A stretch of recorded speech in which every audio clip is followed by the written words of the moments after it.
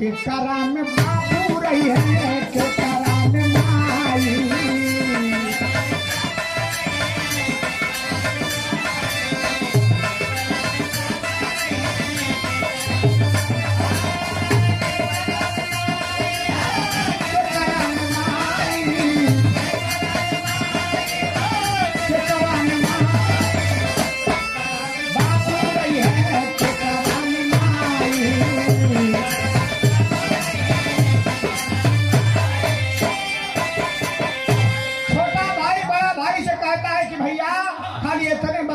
बाबूजी केकरा साथे रहता थी, माई केकरा साथे रहता थी। डांट करके बड़ा भाई कहता है कि अरे माई बाबू के हम ठिका नहीं लिए हुए हैं, ये तुम समझो अपने पास में रखोगे कि वृद्धाश्रम में भेज दोगे। अरे बाप रे बाप। छोटा भाई बड़ा भाई से कहता है कि भैया ऐसा कभी न सोच रही हम कि तुम्हारा ऐसा विचार बदल गई हो भैया। भैया बेटावा कमाला तोहर रुपया यथा हो,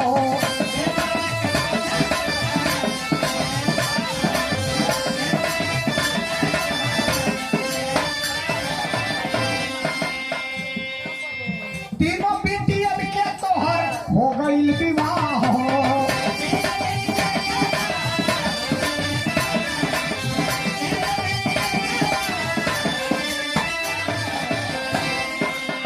बारी आइल हमारा ता गईला लगाई। छोटा भाई बड़ा भाई से कहता है कि भैया तार बेटा कोई डॉक्टर बा, कोई इंजीनियर बा, तार तीनों बेटी के विवाह हो गई। जब हमार बारी आई तो हम अलगे कर देला भैया, हम क्या अलगे कर देला। ये भैया बारी आइल हमारा ता गईला लगाई। एकरा में बाबू रही है केकरा में माई।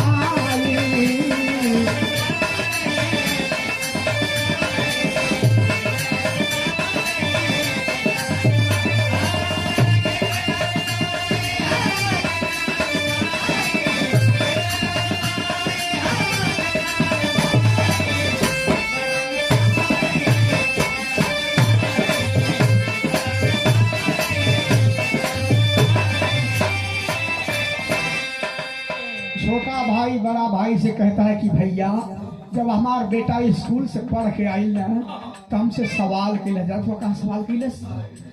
बेटा पूछे अगना में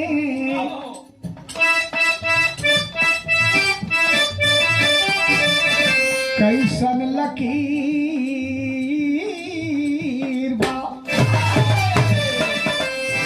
हमार बेटा हमसे पूछल कि बाबूजी अगना में लकीर कैसन हो। जब स्कूल से पढ़ के आई तो सवाल की भैया, अरे बेटा पूछे अगना में कैसन लकीर बा।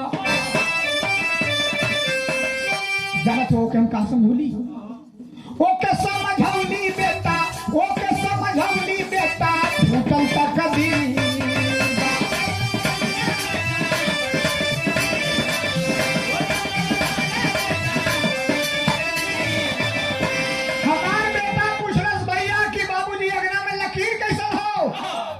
कि लकीर नहीं बा बेटा, तोहर बाप के तकदीर फूट गई। भाई हो के भाई आजा, भाई हो के भाई के गईला भुलाई।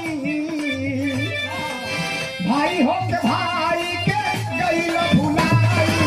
केकरा में बाबू गई है केकरा में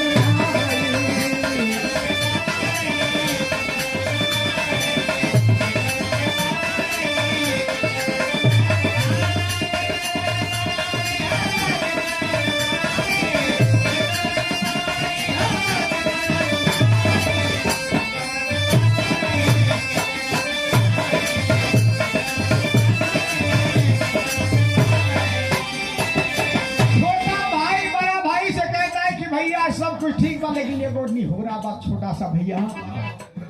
एगो बात सुन ला भैया, कुछ दिन साथ रहा कहे हाथ जोड़ के। कुछ दिन तक साथे रहता भैया, तो हमरो बेटी से आग हो गए शादी हो जा। कुछ दिन साथ रहा कहे हाथ जोड़ के,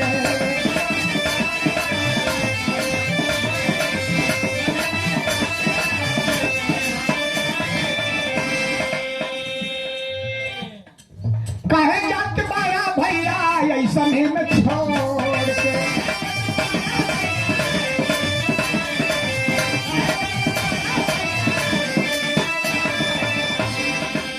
बिटिया सयान हमार कैसे बियाहल जाई।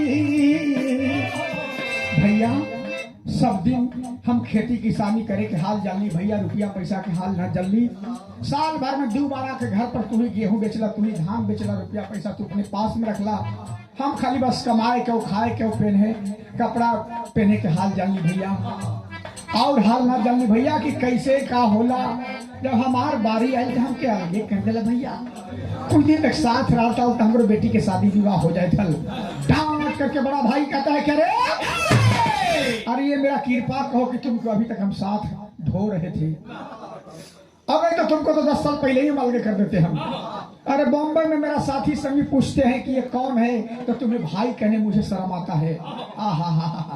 करे जवाब 2 टुकड़ा हो गए हो पंचो।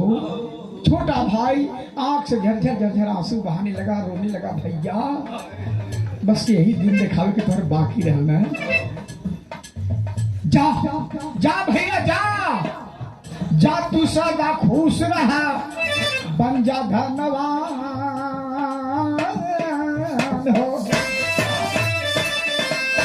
जा भैया जा, और बहुत बड़ा सेठ हो जा। जा तू सदा खुश रहा, बन जा धनवान हो।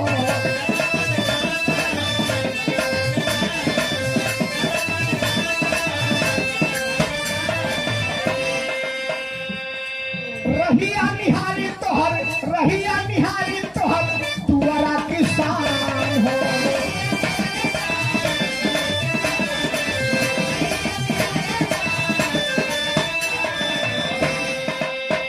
छोटा भाई बड़ा भाई से कहा कि भैया जा और बहुत बड़ा सेठ हो जा, लेकिन दुआरा किसान रास्ता जरूर भैया। कागज परोजन में ले यह भौजाई।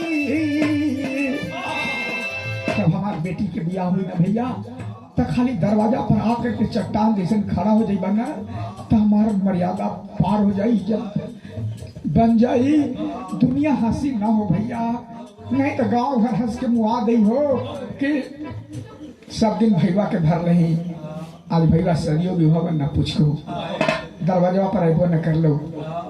तो भैया जरूर कम से कम भौजी के लेकर के दरवाजा पर आगे बना, तो हमारा मान मर्यादा बढ़ जाए, हिम्मत बढ़ जाए हो भैया। एक बात कहता है क्या,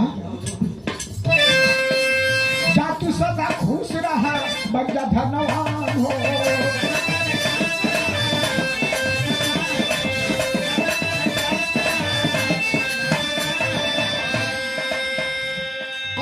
रहिया निहारी तोहर, रहिया निहारी तोहर दुआरा किसान हो, दुआरा किसान हो।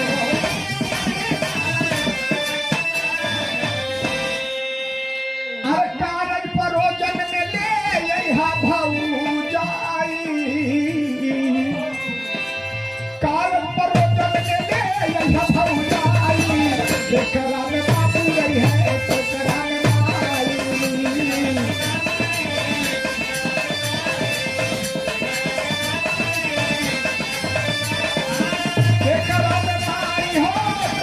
में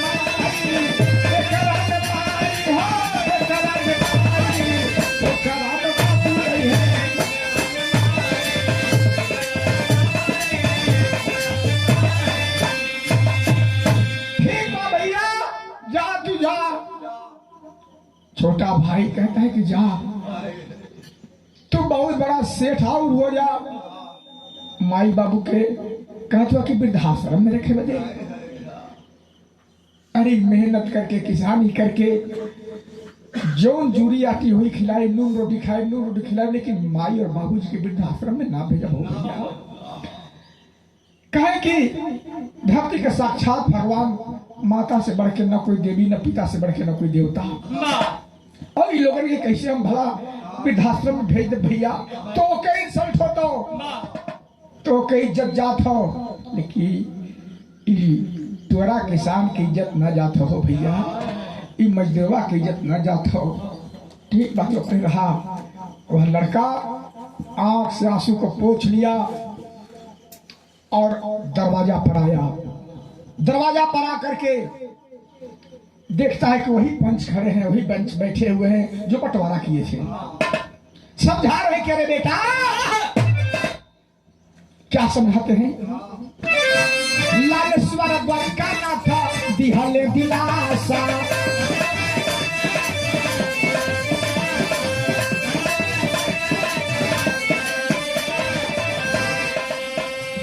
अरे करसिया राम अपने, करसिया राम अपने बाहुबल पर आशा।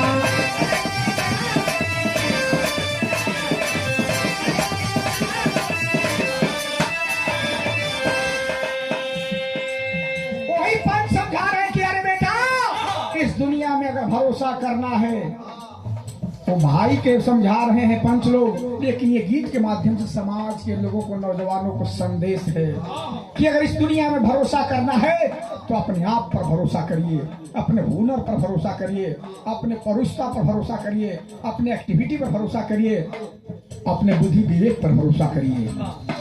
आप अगर अच्छे रहेंगे तो आपका